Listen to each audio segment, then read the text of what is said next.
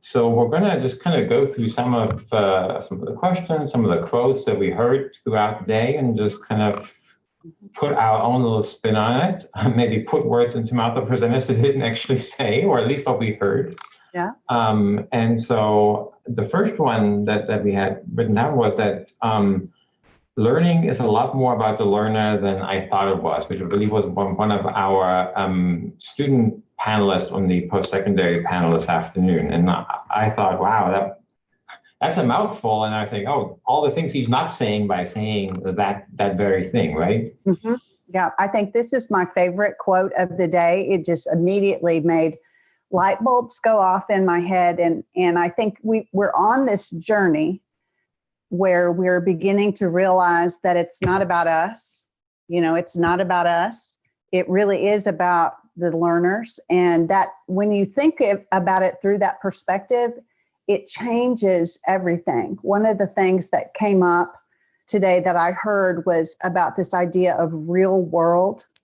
And is it the teacher's vision of the real world? We spend all this time putting them in real world context, giving them real world tasks. And sometimes I think we need to pause and do the wait, what? Because is this real world my real world? Or is it my perception of the real world? And as Katrina says, have we asked them? When have we ever asked them, what is it that you want to do with this stuff that we're trying to teach you? And it sounds like we haven't, right? The answer is that we haven't, because the fact that a student would say that they learned that learning is more about the learner than I thought it was, meant to me that even they had bought into our, dare I say, false system of teaching and learning, where it was all about the teacher, right? Because they, and I think that's probably true for a lot of the students, and we heard that in several sessions. We heard from the keynote that we have compliant learners. They know what school is supposed to look like, and these were post-secondary students, so they have had 12, 13, 14 years of schooling under their belt. And now with the pandemic, this idea of school fell apart for them. And they themselves realized how much learning really should be about them. And I think that's really, I hope teachers take that as a call to arms. Yeah.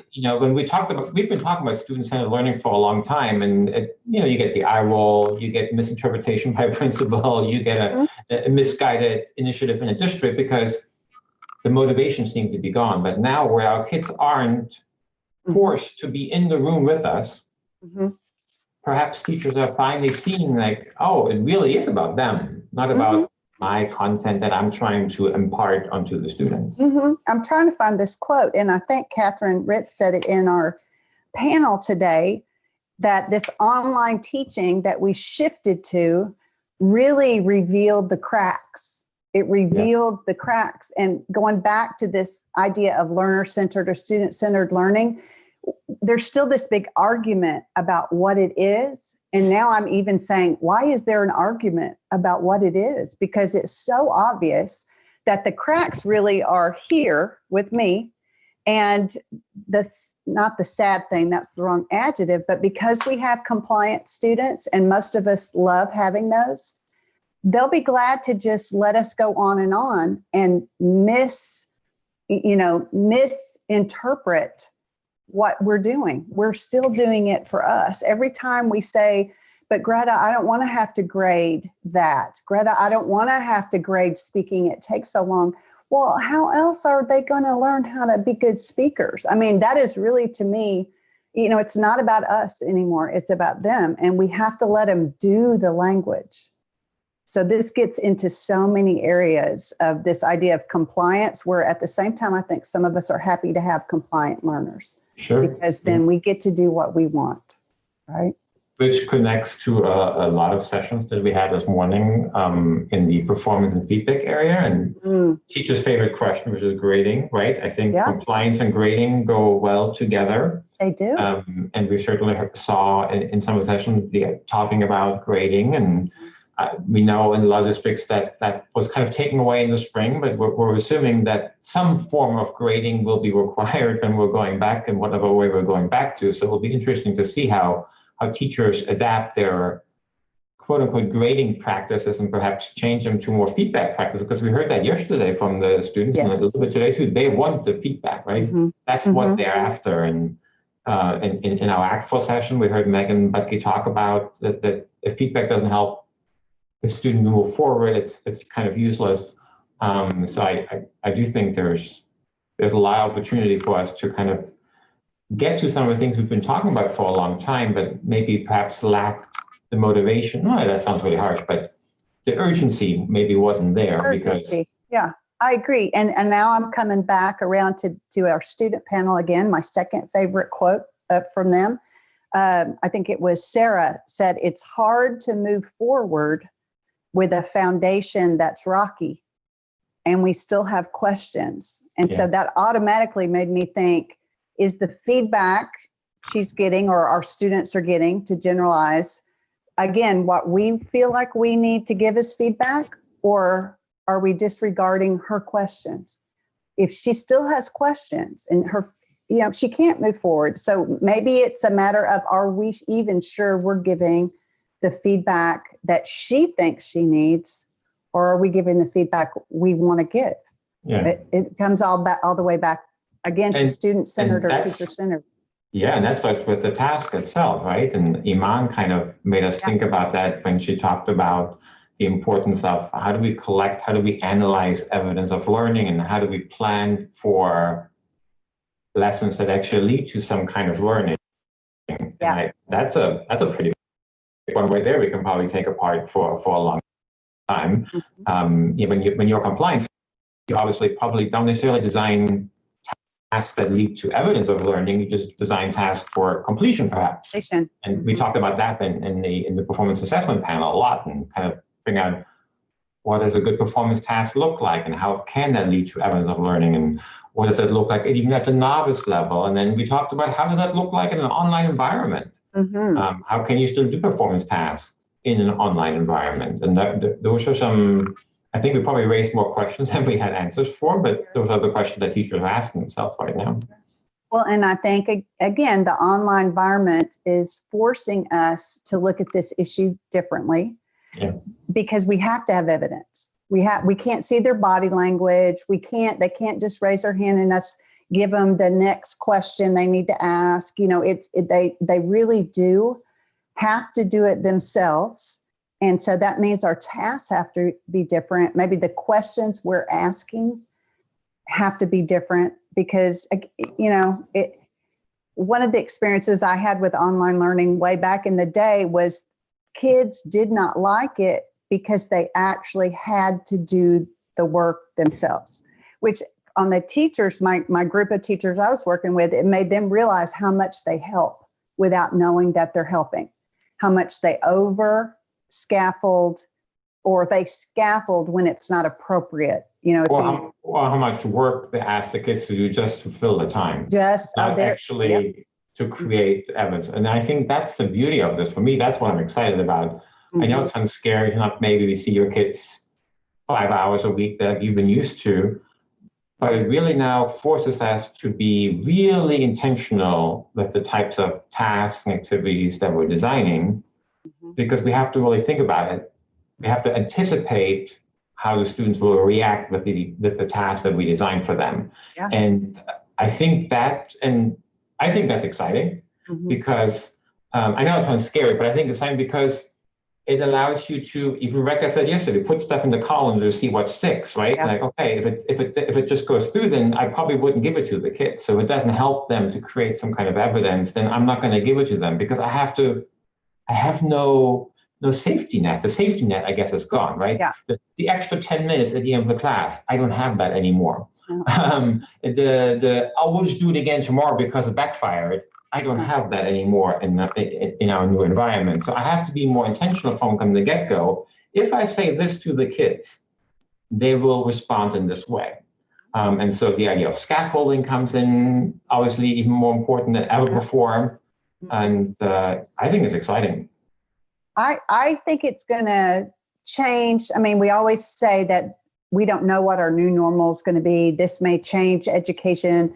It may never look the same. And I hope because I'm one of those people. I don't like change, right? I like things to get situated and stay there. But if we do change, I hope this is the change that we make, that we realize that some of our legacy practice, some of our, I can't let my students leave level 2 without ... Really? I mean, really, is it really? What will happen, right? What will happen? What will happen? And it's just has to be. And then I'm back to this community of teachers that I need to develop, because if I do decide, wow, we don't really, what's the big deal with pronouns? Why do I need to teach direct object pronouns? When do I need to, when do I need to teach them? Maybe not the why yet, but when. And if I decide I don't need them for a long time, and maybe not till they're intermediates, then I just need to communicate with my partner teacher, with the teacher that I'm working with, so we all understand that. Because then I think here's another fear, that my students, as I pass them on, are going to be penalized because I did let things fall through the colander, right? And only taught what was essential. And then my colleague didn't hear Rebecca and didn't get this message. And so she doesn't have a colander. She just has one of those big old, aluminum stainless steel bowls, and everything is still in there. So now we're back to teacher communication about, but I think if we put our students first. I was going to say, I think that's where, again, we have to remind ourselves, your responsibility is not to the next teacher, but to the kids. Yeah. And I think some of the things that Katrina shared in her talk really spoke to that. Yes. The idea of, I thought it was a rather emotional speech in some parts, but when she talked about this idea of viewing kids as a cultural iceberg, because we have all done that. I did it. I'm totally guilty, and I'm sure so many. We give the kids the index card at the beginning of the year to find out, what are you interested in? What's your favorite color? What's your favorite movie? And what is your hobby? So that we think we can somehow incorporate that in when we're teaching our content.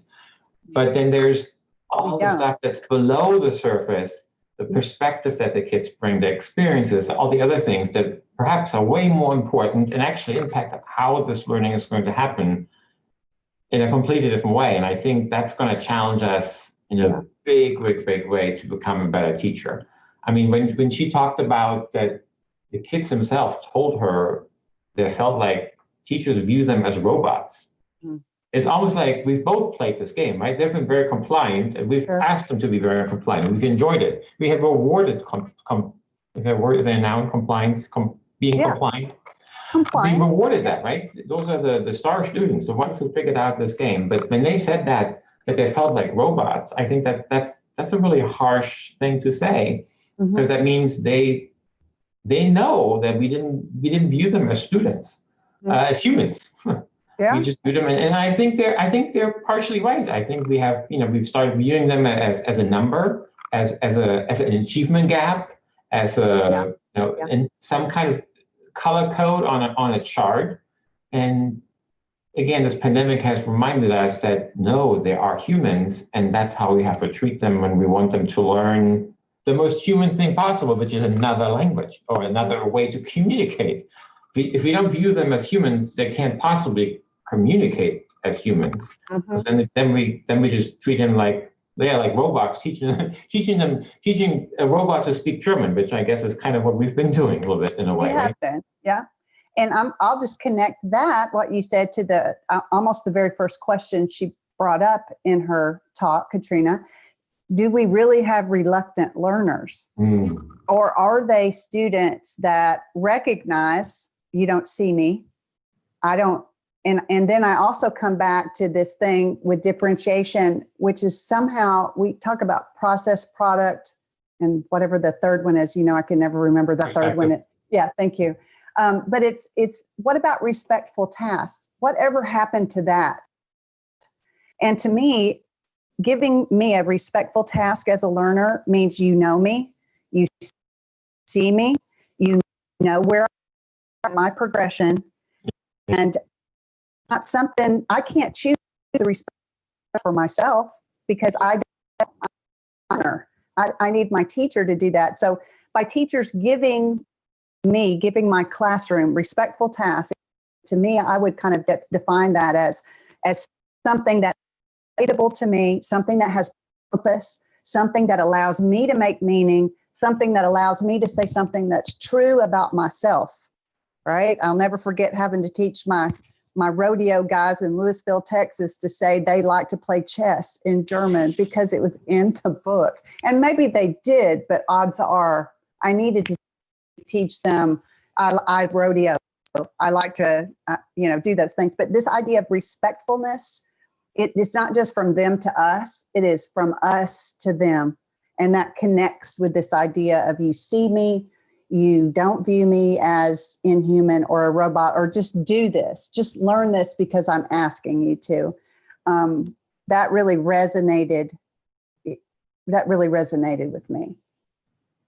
Yeah, and so that's again, it's that theme that keeps coming up. I think it's connected to this idea of community and student-centeredness. Mm-hmm. I don't know if it was today or yesterday in a panel where somebody from the audience asked, what's more important, being beholden to the curriculum or igniting, maybe it's been yesterday, but we can still talk about today, a passion for learning the language. Yep. And that it gets at what you just described, right? If we're beholden to teaching them I like to play chess, as opposed to what they're already passionate about in their regular life, perhaps talking about that.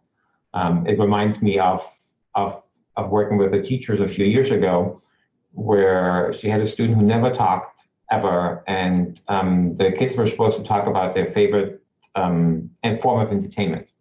And the teacher called me, and the unit was designed that they could talk about whatever it was. It could be truly whatever. And she said, Thomas, this kid wants to talk about mixed martial arts. I don't know how to say mixed martial arts in Spanish or anything about it. I said, well, you're asking the wrong person. I don't either, but let's work together and figure it out, right? Yeah. And so we did. And she called me back a month later and she said, Thomas, this kid talked for 5 minutes, never spoken before. But because for the first time, it was about something that they were passionate about, and he was allowed to talk about it, and he wanted to learn about it. Nobody else in the class learned that vocabulary because it wasn't about that. But they were still able to have a conversation, and he was able to share what he liked about this form of entertainment, and then the kids could just ask him, why do you like it, and how often do you watch it, those kind of questions. But he talked, and I think that's, that reminds me of that. Again, respectful task is what you call it. Yeah. And well, don't you feel that when we talk about things like this, like, here's our function. Our function is to talk about it, to talk about what we like and why. And then we say, just some person says, let them choose what they want to talk about.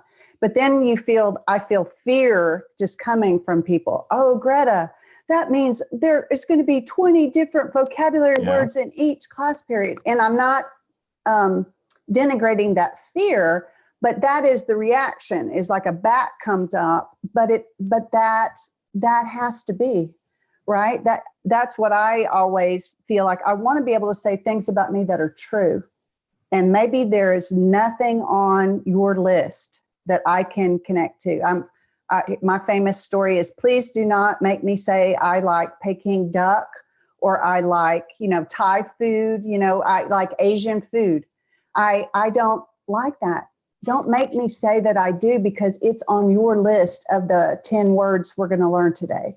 Right? It's also not connected to real life. The story I always say is, it's not like when I go into Starbucks, I can't just say, hello, my name is Thomas. I'm advanced mid-speaker of English, and I have these 5 topics I can talk about. Anybody else who's also advanced mid and can also talk about these 5 things, please talk to me. Everybody else, please stay away.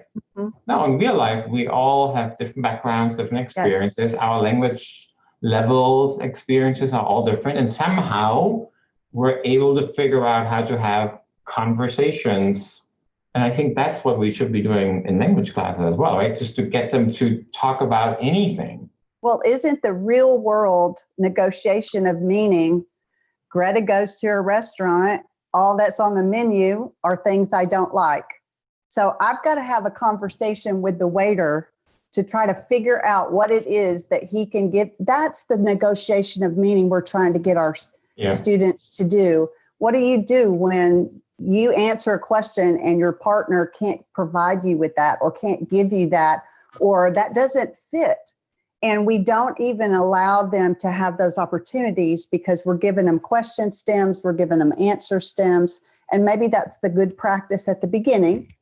But at some point, when do we just let them have a conversation and they have to figure out what to say when my partner says something I'm not expecting? Yeah. And so it's all back now to student-centered again, because that's difficult to grade.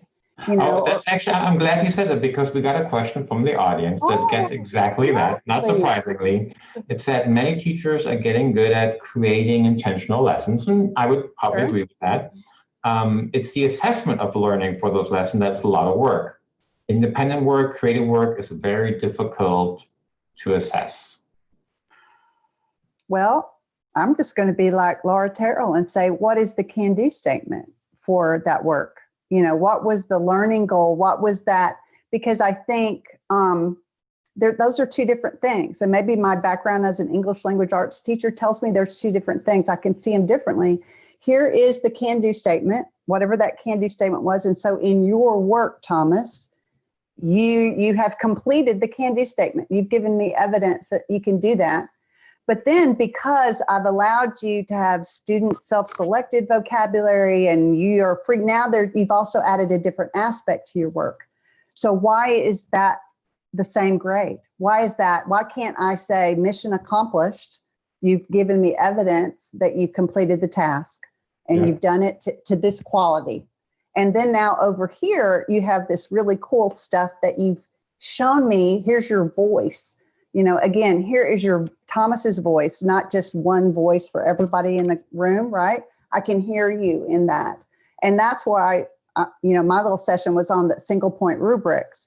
So now I've got a place to write what you really did super well as completing the task. And I'm going to give you feedback on how to help you keep going farther along that. So I agree, it is difficult, but what my thinking is, if we ask for students to complete work based on what they really care about, then we also have to adjust the way we rate it, the way we assess it, because that was from the olden days, right? That was from the days when we said, be sure to talk about this. And there's a right answer and a wrong answer, right? Correct. There's only one way to answer this question. Or compliance or non-compliance. Yeah. That's all those checklists are, right? And so I think you also have to now think, now that you're intentional about your tasks and your lessons, you've got to be more intentional about, is the way I've always rated it, is the way my rubric's always been the right way now to do this work, to rate this work? That's my idea. We are almost moving on in our time, but we have a really good question from the audience that I think we should try to tackle. And that is, looking 8 to 10 years down the road, when new teachers enter the field, their learning experiences during and post-COVID, if there will be some like that, will influence their teaching style. What positives do you see for our profession? This has to be my favorite question. And that's from the audience. I've talked too much. I've talked too much. You go ahead. You start and I'll just add. Well, I mean, I know people think I'm negative, but I actually think I'm really excited about this time of education, partially because I think we can finally, my Twitter bio for the last 10 years has been passionate about making the shift from teaching to learning. And in workshops, I have often threatened teachers to say, I'm really nervous and thinking, what if one day the students just don't show up? Yeah. And while right now it may not be their choice why they're not showing up into the building, it has become their choice of not showing up into the Zoom meeting, into the Google Classroom. And so we're kind of at that point that I've been predicting to come for some time. But I do think it's the most exciting time in education for that very reason, because it will force us to really think about again what it means to be a learner. And I'll bring it back to the student who said that they didn't realize it was about themselves. They truly believe that going to school and learning is about what other people tell you. And so we've had all these things we're trying to throw at teachers about whatever, the don't be the sage on the stage. And people like rolled their eyes and didn't know what we meant by that. But now we're in this era where we can actually do this. And we have, I mean, I would love to go back to the classroom tomorrow. We have so many tools to do language learning or any kind of learning in engaging ways, both within a physical building, but also outside of one. And I think if we bring back the focus to language learning and not teaching, and maybe we won't even call them teachers 8 to 10 years from now, because they're maybe we need a whole new name for it. So yeah, I don't know. What do you think will happen in 8, 10 years? Well, before we go to my part, I'm a brand new teacher and I'm scared to death. And I am just really not sure what to do here. I'm not getting any support from, or I don't feel like I am. You tell me, what is the one thing I can do to begin my journey to shift to student-centered? Say I don't even realize. What's one thing you can tell me? Where do I start? Everybody here at this conference, maybe you've started already, but I haven't. What can I do? Get to know your students. Yeah. I mean, so that survey, beyond just the next card, really get to know your students. How can I do that? View them as an equal, use them as a human. Yep. I think that is really, and not just, how many brothers and sisters you have, what's your favorite sport, when's your birthday, but I think, who was it that was talking about surveying their students at the end and just really finding out, how did I help you learn? What did not work for you? And so really surveying about, again, respectful surveys. Respectful. I don't need to know who you're dating, or that you like the Cowboys or you don't like the Cowboys. I mean, that's nice and everything, but that's all superficial, right? Yeah. It's the inner part. That's the robot skin part. I can tell by the football shirt you wear who you like or who you don't like, and getting underneath that. I think if I were going to say, again, the thing I think this has the potential to do for us the most is for us to really crystallize what are the things that students need to do. And I loved what Katrina said about we stay in the practice zone too long, because we want them to be perfect before they actually use the language. Yeah. And I think that I just need to let them do it. There's certain things I need to let go of. And I hope that through this process, we've let go of these things that we had to really work to make interesting. We had to work to make them interesting. And we do with little kids, right? When they're 1 year old, we just let them play, and we just let them, and they learn so much. Mm-hmm. And for some reason, we think when they come to these buildings, we have to control every aspect of their thinking, breathing. And so perhaps this is our opportunity to go back to what we know about early childhood education that actually is important, and bring that into the rest of the K-20 spectrum. Mm-hmm. I'll just share one thing I have to say to my grandson. He is 9 and he thinks he knows everything. And maybe he does. But so when I work with him with school, we'll do, the teacher sends home stuff that we do every day, not homework, but it's just due on Friday. And so I will say, he'll just goof off. And I'll say, you know what, before you can get creative, because that's what he'll say, Gigi, I'm being creative. I'm going to be creative. And I'm not. And I said, okay, that's cool. Show me that you know these words. And then let's be creative. Then we'll do whatever you need, but you have to know the words first before you can be. So I think one thing, we think we wanted to be perfect on the words before they can be creative. He doesn't have to be perfect. He just has to show me he can write them all.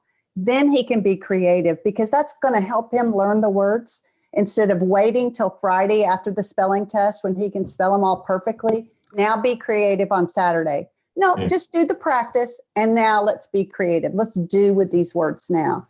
And I'm hopeful that we begin to see it that way, that I don't have to be perfect to actually use the language. And that's what I kind of got out of Katrina's idea of getting out of the practice zone and into the doing zone, the output zone. That's what I would hope. Well, I know we have probably raised more questions again than we have answers. And perhaps tomorrow on day 3, we will find some more answers. And so I'm excited about our 3rd and final day of the summit. Thanks, everybody. It's been a great day. We'll see you tomorrow. Bye-bye.